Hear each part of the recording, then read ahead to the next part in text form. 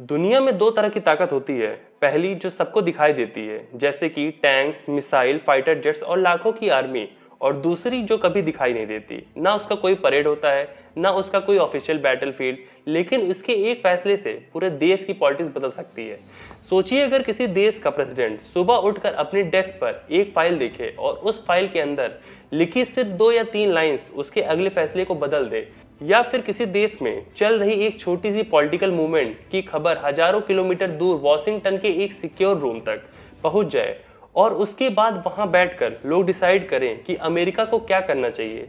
ये कोई Hollywood movie का सीन नहीं है। इंटेलिजेंस एजेंसीज का काम है इसी तरह होता है। और जब इंटेलिजेंस एजेंसी की बात होती है तो एक नाम सबसे ज्यादा सुनाई देता है, CIA, यानी सेंट्रल इंटेलिजेंस एजेंसी। कुछ लोग इसे दुनिया का सबसे एफिशिएंट इंटेलिजेंस एजेंसी कहते हैं, कुछ लोग इसे दुनिया की सबसे कंट्रोवर्शियल एजेंसी मानते हैं। किसी के लिए ये टेररिज्म के खिलाफ लड़ने वाली ऑर्गेनाइजेशन है, तो किसी के लिए कोल्ड वॉर की सीक्रेट ऑपरेशंस की वजह से हमेशा डिबेट का हिस्सा रही है। लेकिन सवाल ये है कि असली CIA है क्या? ये सिर्फ जेम्स बॉन्ड जैसी स्पाई एजेंसी है, या फिर इसका काम उससे कहीं ज्यादा बड़ा और कॉम्प्लेक्स है? क्या ये सिर्फ अमेरिका की सिक्योरिटी प्रोटेक्ट करती है, या इसके डिसीजन का असर दुनिया के कई देशों पर भी पड़ता है? और भारत जैसे देश के लिए इसका क्या मतलब है? आज की इस वीडियो में हम कॉन्स्पिरेसी थ्योरीज की बात नहीं करेंगे। हम बात करेंगे हिस्ट्री की डिक्लासिफाइड डॉक्यूमेंट्स की और रियल ऑपरेशंस की, जिन्होंने CIA को दुनिया की सबसे मशहूर इंटेलिजेंस एजेंसी बना दिया है। वीडियो को आप आज आखिरी तक देखिए, आप समझ जाएंगे CIA आखिर काम कैसे करता है, और CIA का सिर्फ काम बैटलफील्ड से इंफॉर्मेशन लेना है या और भी कुछ। वीडियो को आखिरी तक देखिए, आपको बहुत इंफॉर्मेशन मिलेगी। और वीडियो के एंड तक शायद आप समझ जाएंगे कि मॉडर्न दुनिया में इंफॉर्मेशन की ताकत कभी कभी मिसाइल से भी ज्यादा हो। अब जानते हैं CIA का जन्म कैसे हुआ। CIA की कहानी शुरू होती है सेकेंड वर्ल्ड वॉर के बाद। साल था 1945। जर्मनी हार चुका था, जापान सरेंडर कर चुका था और दुनिया को लग रहा था कि अब शायद शांति का दौर शुरू होगा। लेकिन असली टकराव अभी शुरू नहीं हुआ था। एक तरफ था अमेरिका और दूसरी तरफ था सोवियत यूनियन। दोनों सुपर पावर्स के पास बढ़ती मिलिट्री स्ट्रेंथ थी और धीरे धीरे न्यूक्लियर वेपन भी। सीधा वॉर करना दोनों के लिए बहुत खतरनाक था। अगर अमेरिका और सोवियत यूनियन आमने सामने लड़ते तो नुकसान सिर्फ देशों का नहीं, पूरी दुनिया का हो। ये एक ऐसी जंग थी जहां हर चीज एक वेपन बन गई थी। इंफॉर्मेशन, प्रोपेगेंडा, डिप्लोमेसी और इंटेलिजेंस। वॉर के दौरान अमेरिका के पास OSS, office of strategic services नाम की एक इंटेलिजेंस ऑर्गेनाइजेशन थी।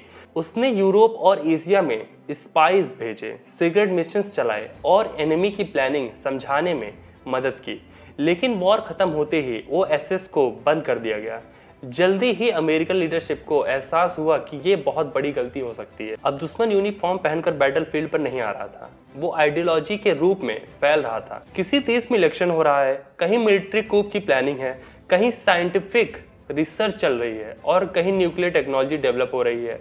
अमेरिका को हर जगह की रिलायबल इंफॉर्मेशन चाहिए थी। इसी जरूरत ने 1947 में नेशनल सिक्योरिटी एक्ट के तहत सेंट्रल इंटेलिजेंस एजेंसी यानी CIA का जन्म हुआ। ऑफिशियल तौर पर CIA का काम सिंपल लगता था, फॉरेन इंटेलिजेंस कलेक्ट करना, उसका एनालिसिस करना और प्रेसिडेंट और नेशनल सिक्योरिटी काउंसिल को एक्यूरेट इंफॉर्मेशन देना। लेकिन कोल्ड वॉर के साथ साथ इसका रोल भी बढ़ता गया। एजेंसी सिर्फ रिपोर्ट्स लिखने तक सीमित नहीं रही, धीरे धीरे covert operations, foreign intelligence network और हाई रिस्क मिशन भी उसके काम का हिस्सा बन गया। लेकिन एक बात समझना बहुत जरूरी है, CIA अमेरिका के अंदर पॉलिसी नहीं करती है।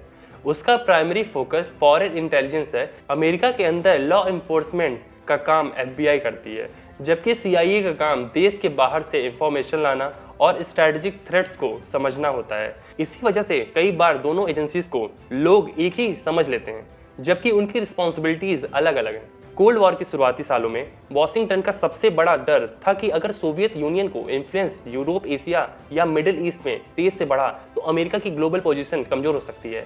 इसी सोच ने CIA को सिर्फ एक इंटेलिजेंस एजेंसी नहीं, बल्कि अमेरिकन की फॉरेन पॉलिसी का एक बहुत इंपॉर्टेंट हिस्सा बना दिया। लेकिन यहाँ से कहानी और भी इंटरेस्टिंग हो जाती है। एजेंसी तो बन गई थी, लेकिन सवाल था ये काम कैसे करती है। क्या CIA के एजेंट्स वाकई में डिस्गाइज पहनकर दुनिया भर में घूमते हैं? क्या सैटेलाइट से हर चीज देखी जा सकती है? और प्रेसिडेंट ऑफ यूनाइटेड स्टेट्स को हर सुबह कौन सी सीक्रेट रिपोर्ट मिलती है जिसे दुनिया के सिर्फ कुछ लोग ही पढ़ सकते हैं? ये सब हम अगले चैप्टर में जानेंगे। अब जानते हैं CIA एक्चुअली में काम कैसे करती है। अगर आप सोचते हैं कि CIA का हर एजेंट टुक्सेडो पहनकर स्पोर्ट्स कार चलाता है और मिशन जेम्स बॉन्ड जैसा होता है, तो असली दुनिया आपको सरप्राइज कर देगी। मूवीज ने हमें एक इमेज दी है, एक स्पाई जो फेक आइडेंटिटी को लेकर दुश्मन के देश में घुस जाता है, सिगरेट फाइल चुरा लेता है और एक्सप्लोजन के बीच बचकर निकल जाता है। रियलिटी इससे काफ़ी अलग है। असली इंटेलिजेंस की दुनिया में सबसे पावरफुल वेपन बंदूक नहीं होती, सबसे पावरफुल वेपन होती है इंफॉर्मेशन। CIA की सबसे पहला और सबसे इंपॉर्टेंट काम है इंटेलिजेंस कलेक्ट करना। इसका पहला सोर्स होता है ह्यूमन यानी ह्यूमन इंटेलिजेंस। इसका मतलब है रियल लोग, डिप्लोमेट्स, इंफॉर्मेंट्स, डिफेक्टर्स और कभी कभी ऐसे लोग जो किसी गवर्नमेंट या मिलिट्री के अंदर काम करते हैं। ये लोग कभी पैसों के लिए इंफॉर्मेशन देते हैं, कभी आइडियोलॉजी की वजह से और कभी अपनी जान बचाने के लिए। इंटेलिजेंस की दुनिया में इन लोगों की पहचान इतनी सीक्रेट रखी जाती है कि कई बार उनका नाम सिर्फ कुछ ऑफिसर्स को ही पता होता है।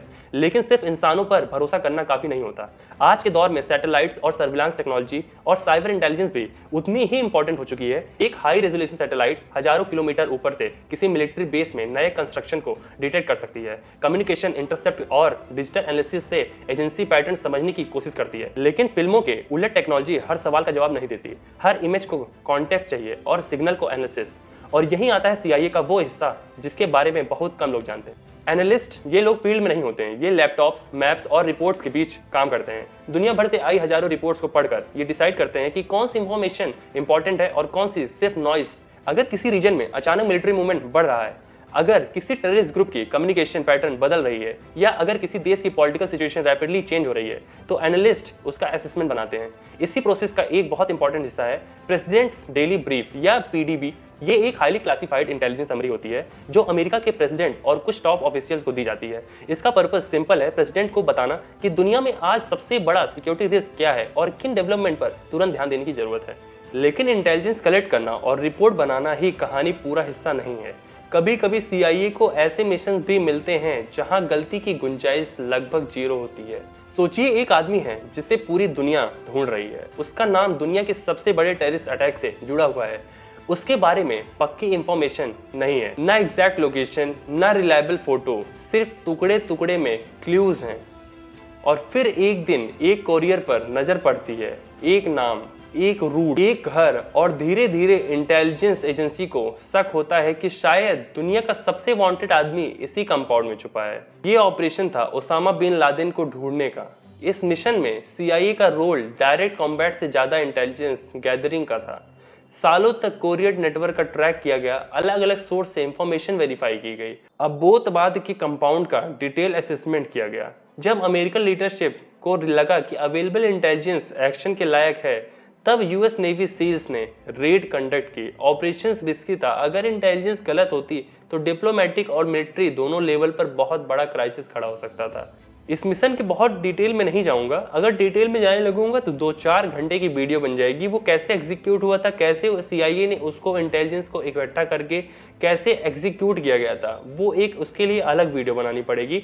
तब तक के लिए मैं CIA के बारे में आपको बताता हूँ, CIA कैसे वर्क करती है उसके बारे में आप जान लीजिए।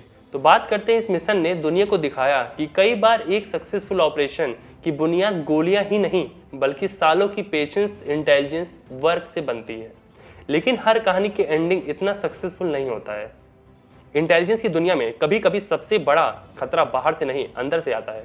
और CIA की हिस्ट्री में एक ऐसा आदमी भी था जिसने सालों तक अपनी ही एजेंसी को धोखा दिया। उसने अमेरिका के सबसे सीक्रेट ऑपरेशन की इंफॉर्मेशन सोवियत यूनियन तक पहुंचाई और उसके बदले में $1 मिलियन लिया। उस आदमी का नाम था आल्ड्रिच एम्स और उसकी कहानी ने CIA को अंदर तक हिला दिया था। अब बात करते हैं the spy who betrayed the CIA।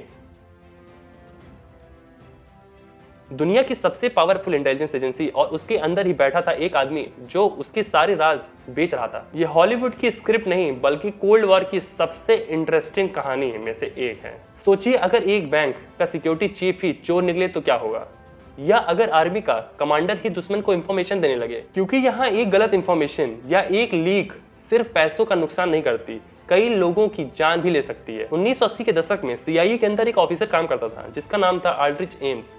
बाहर से देखने पर वो बिल्कुल ऑर्डिनरी ऑफिसर लगता था। रोज ऑफिस आता था, कॉन्फिडेंशियल फाइल्स देखता था, मीटिंग अटेंड करता था और शाम को घर चला जाता था। किसी को जरा भी अंदाजा नहीं था कि वो ऑफिस से निकलने के बाद उसकी जिंदगी का दूसरा चेहरा शुरू होता था।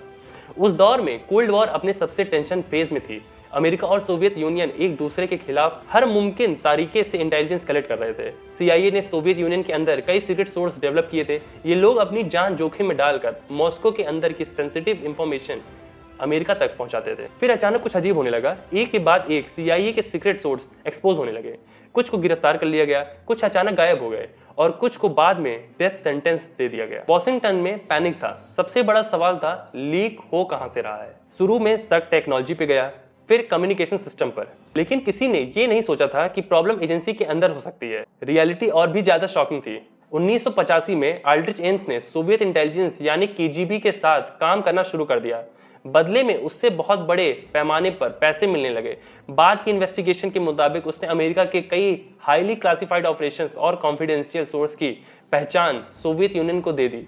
लेकिन सवाल यह है कि इतने सालों तक किसी को शक क्यों नहीं हुआ। लेकिन धीरे धीरे उसकी लाइफ बदलने लगी। महंगी गाड़ियां, expensive house, luxury lifestyle. FBI और CIA को कुछ इन्वेस्टिगेटर्स ने फाइनेंशियल रिकॉर्ड पर ध्यान देने शुरू किया। उन्होंने देखा कि उसके खर्च उसके लीगल इनकम से मैच ही नहीं हो रहे। फोन रिकॉर्ड्स देखे गए, मीटिंग ऑब्जर्व की गई, सर्विलांस बढ़ाया गया और आखिरकार 1994 में अल्ड्रिच एम्स को अरेस्ट कर लिया गया। जब उसके खिलाफ एविडेंस सामने आए तो इंटेलिजेंस कम्युनिटी के लिए एक सिर्फ अरेस्ट नहीं थी, ये एक वार्निंग थी कि कभी कभी सबसे बड़ा खतरा बॉर्डर के उस पार नहीं, अपनी ही बिल्डिंग के अंदर होती है। अल्ड्रिच एम्स ने बाद में अपना जुर्म कबूल किया। US कोर्ट ने उसे लाइफ इम्प्रिजनमेंट की सजा सुनाई। हिस्टोरियंस और फॉर्मर इंटेलिजेंस ऑफिशियल के मुताबिक उसके इंफॉर्मेशन की वजह से CIA को कोल्ड वॉर के दौरान बहुत बड़ा ऑपरेशनल नुकसान हुआ और एजेंसी को अपने इंटरनल सिक्योरिटी को दोबारा मजबूत बनाना पड़ा। इस इंसिडेंट के बाद CIA ने अपने रिक्रूटमेंट प्रोसेस को, बैकग्राउंड चेक्स को और इंटरनल मॉनिटरिंग को, सिस्टम को काफी मजबूत किया। एजेंसीज को एहसास हो गया कि इंटेलिजेंस सिर्फ बाहर से इंफॉर्मेशन लाने का काम नहीं है, अपने सिस्टम को सिक्योर रखना भी उतना ही जरूरी है। लेकिन अगर आपको लग रहा है कि ये CIA की सबसे बड़ी कंट्रोवर्सी थी, तो असली डिबेट अभी बाकी। कोल्ड वॉर के दौरान CIA ने कुछ ऐसे सीक्रेट प्रोग्राम्स भी चलाए जिन पर आज तक डिस्कशन होती है। कुछ को नेशनल सिक्योरिटी के लिए जरूरी कहा गया और कुछ को एथिक्स के नजरिए से बहुत सख्त क्रिटिसिज्म मिला। सबसे ज्यादा चर्चा जिस प्रोग्राम की होती है उसका कोड नेम था MK अल्ट्रा। हर इंटेलिजेंस एजेंसी की हिस्ट्री में कुछ ऐसे चैप्टर्स होते हैं जिनके बारे में वो खुद भी बार बार बात करना पसंद नहीं करते। 1950 और 1960 के दशक में कोल्ड वॉर अपने पीक पर थी। अमेरिका और सोवियत यूनियन की सिर्फ मिसाइल की रेस नहीं लड़ रहे थे, दोनों तरफ एक डर था कहीं दुश्मन ऐसी टेक्निक्स डेवलप ना कर ले जिससे लोगों को डिसीजन या बिहेवियर का कंट्रोल किया जा सके। इसी एटमॉस्फेयर में CIA ने एक सीक्रेट रिसर्च प्रोग्राम शुरू किया जिसका कोड नेम था MK अल्ट्रा। प्रोग्राम का ऑब्जेक्टिव अलग अलग मेथड्स का स्टडी करना था, जिसमें ड्रग्स, साइकोलॉजिकल टेक्निक्स और इंटरोगेशन से जुड़ी रिसर्च शामिल थी। बाद में US कांग्रेशनल इन्वेस्टिगेशन और डिक्लासिफाइड डॉक्यूमेंट्स से पता चला कि प्रोग्राम के कुछ एक्सपेरिमेंट्स एथिकल स्टैंडर्ड पर खरे नहीं उतरते थे।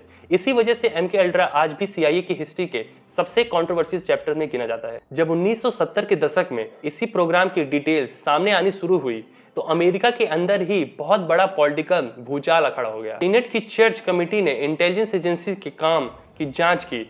कई सवाल पूछे गए, इंटेलिजेंस एजेंसी को कितनी पावर मिलनी चाहिए, उनकी अकाउंटेबिलिटी कैसी होगी, नेशनल सिक्योरिटी और सिविल लिबर्टीज के बीच बैलेंस कैसे बनेगा। लेकिन MK अल्ट्रा सिर्फ एक कंट्रोवर्सी नहीं। कोल्ड वॉर के दौरान CIA का नाम कुछ कॉवर्ट ऑपरेशंस के साथ भी जुड़ा जिन पर आज भी हिस्टोरियंस रिसर्च करते हैं। 1953 में ईरान, 1954 में ग्वाटेमाला, दोनों केसेस में डिक्लासिफाइड US डॉक्यूमेंट से पता चलता है कि CIA ने कॉवर्ट रोल निभाया। अमेरिका के उस वक्त के पॉलिसी मेकर का मानना था कि कोल्ड वॉर के कॉन्टेक्स्ट में ये नेशनल सिक्योरिटी के लिए जरूरी था। दूसरी तरफ क्रिटिक्स का कहना था कि इसी तरह इंटरवेंशन ने लोकल डेमोक्रेसी और पॉलिटिकल स्टेबिलिटी को नुकसान पहुंचाया। यही वजह है कि CIA को समझना आसान नहीं है। एक ही ऑपरेशन को दो लोग बिल्कुल अलग नजरिए से देख सकते हैं। एक कहेगा इसने सोवियत इन्फ्लुएंस को रोका, दूसरा कहेगा इसने एक सोवेनियर नेशन के इंटरनल अफेयर्स को प्रभावित किया। हिस्ट्री में दोनों तरह की आर्गुमेंट मिलती है। इसीलिए जब भी CIA पर बात होती है सिर्फ मिशंस की नहीं, एथिक्स की भी बात होती है। लेकिन एक और सवाल है, अगर CIA इतनी पावरफुल एजेंसी है तो क्या उसका असर भारत पर भी पड़ा? ये सवाल सोशल मीडिया पर बहुत पूछा जाता है। कई वीडियोस बिना एविडेंस के बड़े बड़े क्लेम्स करती हैं, लेकिन रियलिटी उससे काफी ज्यादा न्यूएंस्ड है। कोल्ड वॉर के दौरान भारत ने नॉन अलाइंड मूवमेंट की पॉलिसी अपनाई। ऑफिशियली इंडिया की किसी भी एक सुपर पावर कैंप का हिस्सा नहीं बनना चाहता था, लेकिन इसका मतलब ये नहीं था कि अमेरिका और सोवियत यूनियन ने दोनों भारत को इग्नोर कर रहे थे। इंडिया एक बहुत बड़ा डेमोक्रेसी था, उसकी जियोग्राफिकल पोजीशन स्ट्रेटेजिक थी, उसका चाइना और पाकिस्तान के साथ रिलेशनशिप भी बहुत ग्लोबल पॉलिटिक्स के प्रभावित करता था। इसकी वजह से अमेरिका के लिए इंडिया हमेशा स्ट्रेटेजिक इंटरेस्ट का देश रहा है। इंटेलिजेंस एजेंसी का काम भी इसी स्ट्रेटेजिक एनवायरनमेंट को समझना था। 1962 के इंडिया चाइना वॉर के बाद अमेरिका और इंडिया के बीच कुछ इंटेलिजेंस कोऑपरेशन के डॉक्यूमेंटेड एग्जाम्पल मिलते हैं।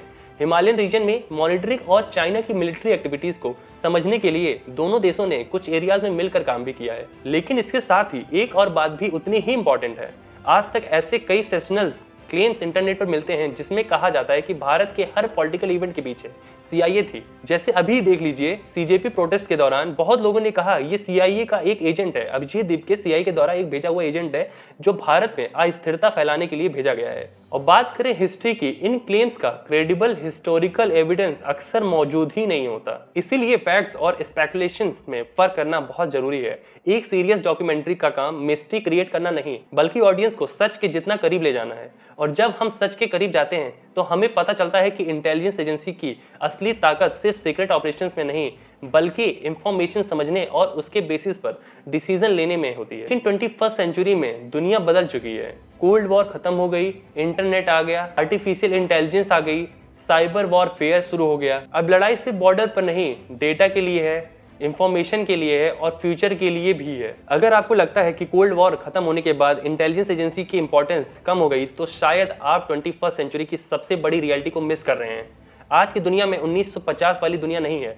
पहले एक स्पाई का इंफॉर्मेशन चुराने के लिए किसी मिलिट्री बेस में घुसना पड़ता था। आज कभी कभी वहां इंफॉर्मेशन एक हैक सर्वर, एक कॉम्प्रोमाइज नेटवर्क या लीक डेटाबेस से भी मिल सकती है। बैटलफील्ड बदल चुका है, लेकिन इंटेलिजेंस की जरूरत खत्म नहीं हुई है, शायद पहले से भी ज्यादा बढ़ गई है। आज CIA का फोकस सिर्फ एक कंट्री पर नहीं है। अमेरिका की नेशनल सिक्योरिटी स्ट्रेटजी में चाइना को एक लॉन्ग टर्म स्ट्रेटेजिक कंपटीटर और रशिया को एक मेजर सिक्योरिटी चैलेंज के रूप में देखा जाता है। इसके अलावा cyber attacks, terrorism, nuclear proliferation, artificial intelligence और इकोनॉमिक सिक्योरिटी जैसे टॉपिक्स भी इंटेलिजेंस एजेंसी के एजेंडे का हिस्सा बन चुके हैं। सोचिए, अगर किसी देश के पावर ग्रिड पर साइबर अटैक हो जाए, या किसी सैटेलाइट कम्युनिकेशन सिस्टम को डिसेबल कर दिया जाए, या आर्टिफिशियल इंटेलिजेंस के जरिए फेक वीडियोस और मिस इन्फॉर्मेशन इतने रियलिस्टिक हो जाए कि सच और झूठ में फर्क करना मुश्किल हो, तो क्या बिना एक भी मिसाइल चलाए किसी देश को नुकसान पहुंचाया जा सकता है? इसीलिए आज इंटेलिजेंस एजेंसी सिर्फ सोल्जर्स या मिसाइल को ट्रैक नहीं करती, वो डिजिटल थ्रेट, टेररिस्ट फाइनेंसिंग और टेक्नोलॉजी के नए रिस्क को भी मॉनिटर करती हैं। और भारत भी आज दुनिया के सबसे इंपॉर्टेंट जियोपॉलिटिकल पावर में से एक है। इंडो पैसिफिक रीजन, चाइना के साथ बॉर्डर टेंशन, इंडिया ओशियन के sea routes, global supply chains और इमर्जिंग टेक्नोलॉजी के दौर में इंडिया की स्ट्रेटेजिक इंफॉर्मेशन पहले से भी कहीं ज़्यादा बढ़ चुकी है। इसका मतलब ये है कि दुनिया की बड़ी इंटेलिजेंस एजेंसी सिर्फ CIA ही नहीं, बल्कि दूसरे देशों की एजेंसीज भी हैं, साउथ एशिया के डेवलपमेंट्स को ध्यान से देखती हैं। लेकिन यहाँ एक बात याद रखना बहुत जरूरी है, इंटरनेट पर आपको हजारों वीडियोस मिल जाएंगी जो हर बड़ी पॉलिटिकल या इकोनॉमिक इवेंट को पीछे की सीक्रेट एजेंसी का हाथ बताती हैं। रियलिटी अक्सर उससे ज़्यादा कॉम्प्लेक्स होती है। हिस्ट्री ह्यूमन सिखाती है। ऐसे ही आपको और वीडियो देखनी है तो इस चैनल को आप सब्सक्राइब कर सकते हैं। अगर आपको ये वाला वीडियो अच्छा लगा तो लाइक कर सकते हैं। तब तक के लिए जय हिंद।